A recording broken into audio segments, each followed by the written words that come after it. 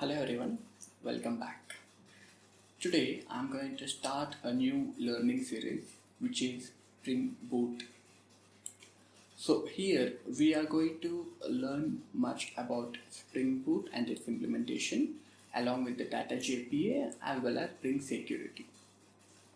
So using this we will be developing a simple REST API. The main agenda of this series will be learning how to use Spring Boot for developing any REST API.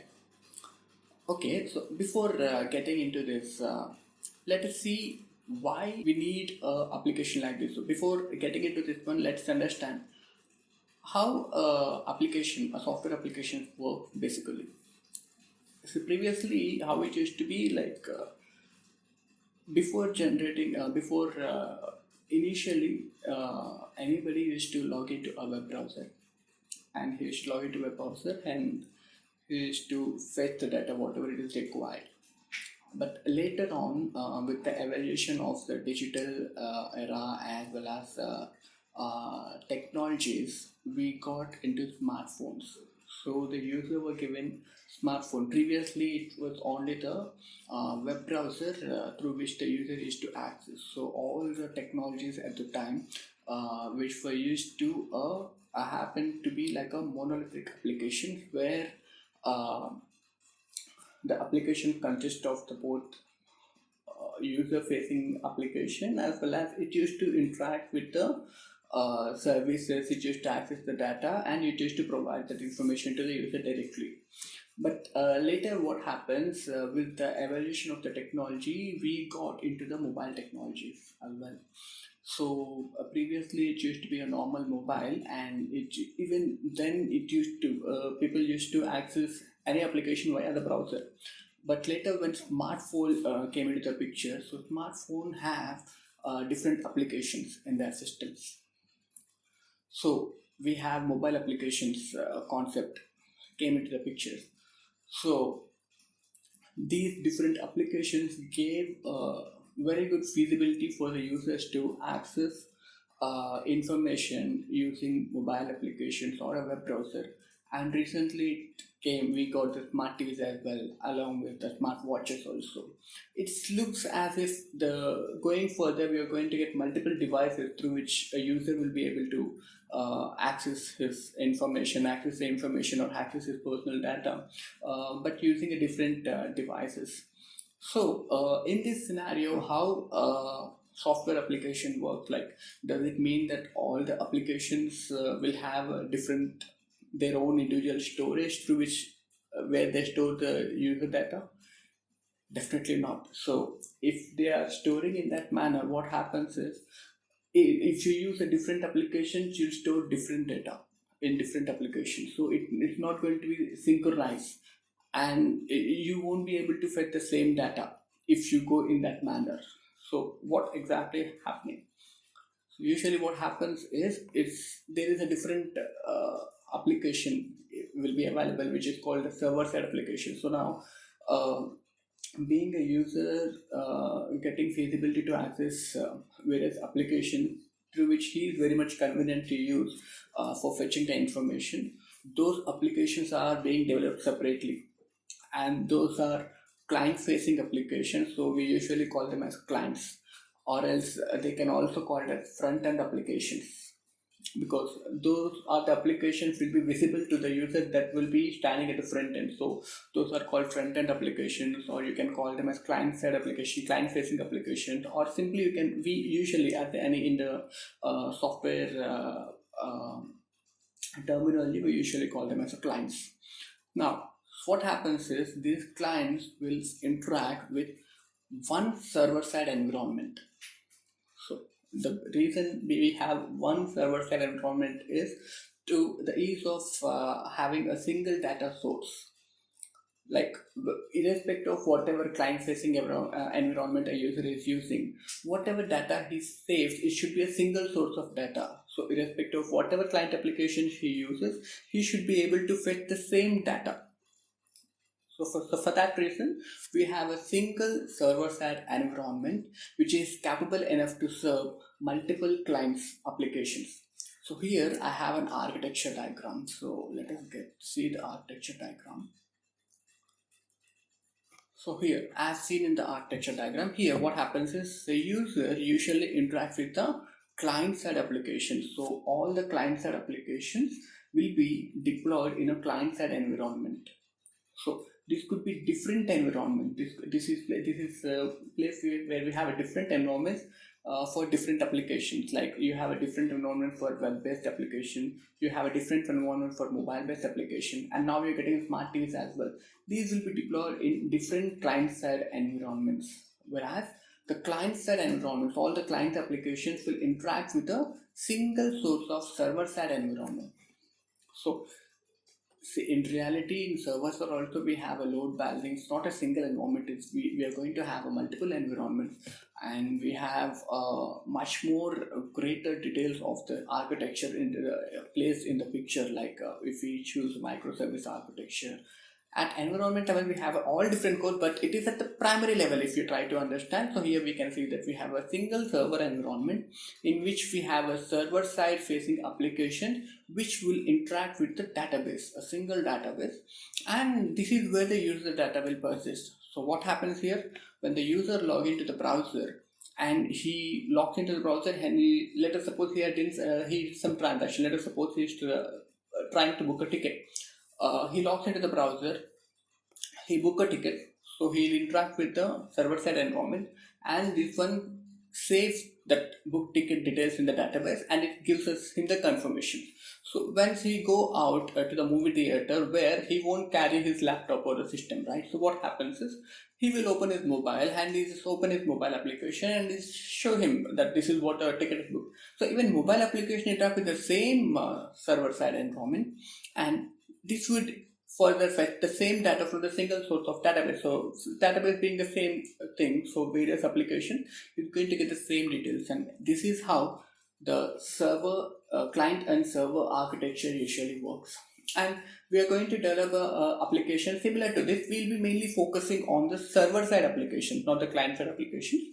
So in the server side, we'll be developing applications, and we'll see how we can use Spring Boot to develop this application and helps us doing this server side transaction. Okay, so this is what we are going to learn in this series, and we'll be mainly focusing on this server side development, not the client side development. But this is the overview of how a client usually interacts with the server. So now the main question what it comes is, we have different client applications. So each client application is being developed in using different languages. Like if you see an Android application, you can use Java, or if it is iOS applications, then it's going to use Switch or iOS based software, or if you're developing something on the web browser, then you can use any technologies like React or Angular. So you can use a Python also, you can use Java also, like for developing any of the client-side applications. So now the main point comes here is, if you're developing all these things using different languages, how the server-side application is going to understand all these different languages. So does it mean that the server side we have any different adapters that could understand all these things? No, here comes the API for the rescue. So API is nothing but application programming interface. So here the server side, you won't have any, it's going to just provide it as an API, and all the clients and server applications will interact or exchange the communication over a common language which both of them know pretty well, and they internally convert to their own language from this common language. And usually this common language is going to be either XML or JSON, or even for the matter text also, but usually the preferred way is XML and JSON. So usually most of the server side programs nowadays are simply an API. Those are simply an application programming interfaces, which those were they can be developed using different languages. That could be JavaScript, or it could be a Python, or here we are going to use it Java as our language. And Especially we are going to make use of Spring to develop this kind of REST API. Okay, so now the second point what it comes here is we discuss about the architecture. So in the architecture we have a client and server. So the client is a client facing application which interact with the server, and the server is a single application which has access to the databases, which is he is the main guy responsible for taking the input from the client and persisting in the database, and whenever the clients require that information, he is the guy who will fetch up the data and give it back to the client. So now to develop these kind of applications, what are the requirements? So to develop this REST API what we need here is a IDE. It's an integrated development environment that could be IntelliJ. Like for Java, we mainly use IntelliJ or Eclipse. So I'm going to use Eclipse here, and we need a JDK version 1.8 or greater. I'm going to use 1.8 here, and any build application that could be Gradle or Maven. So I will be using Maven here. And then we need a Spring Boot. So Spring Boot is a Java application development framework which we will be using to develop the REST API. And I'm going to make use of the MySQL database as a database server where we will be persisting the data. And next thing is Spring Boot. So first of all, what is the Spring Boot? Spring Boot is basically a enterprise application development framework which is built on top of Java, and this is what we are going to make use of today in the REST API development. So the question comes is, why Spring Boot? Why we need a Spring Boot? See, we have a very good advantage of using the Spring Boot here. The first thing is the speed development.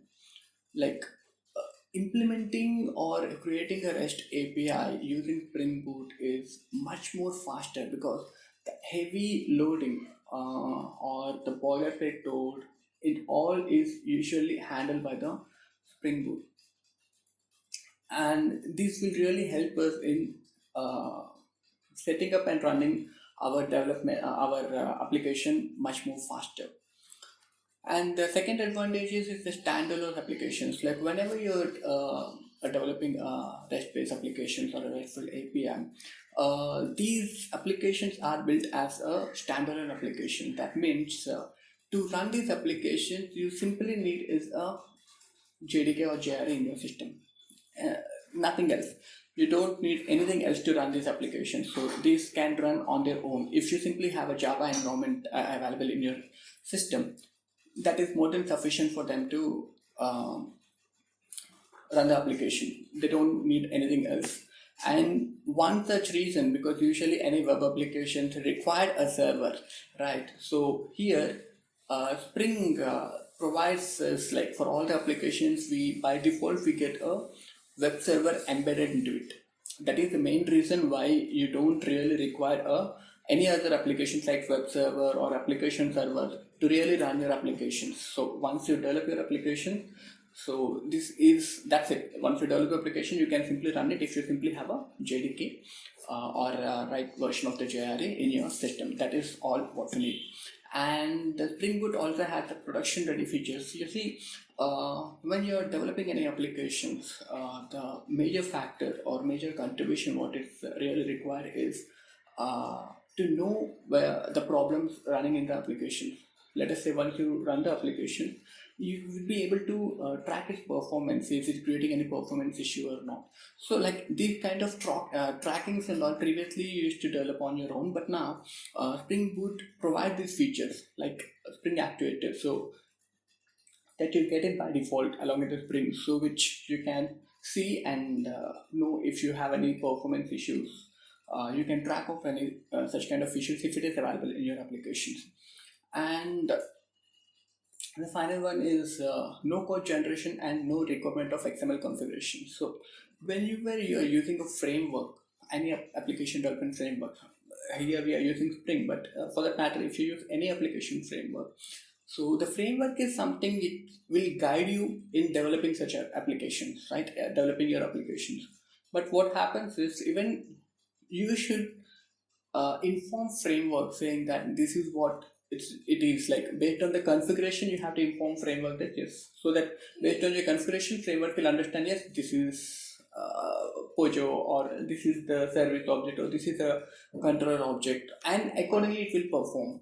So, but in coming to the Spring, the configuration part is much more easy. Spring believes in convenience over configuration. So it understands the developer patterns, and most of the heavy lifting it will do on its own. And even the configuration part, you need not do a separate configuration. You need not write it in a separate XML. Simple annotations would do. Not only that, even the customizations, you need not write any XMLs. So even in the customizations also, it has a single source of property files where you could put down all the configurations, and that's it. Spring will take care of the rest. So this you'll get to know much more in details as and when we are implementing the applications. So this is about the introduction. Let us see how we can actually start any Spring Boot applications in the next video.